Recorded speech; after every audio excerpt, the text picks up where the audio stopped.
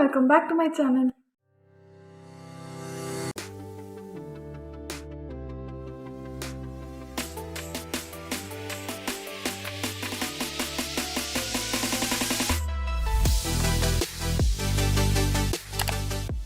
So today is gonna be a really interesting video, and as you read by the title, today we're gonna be making stickers on our own, and it's gonna be a DIY.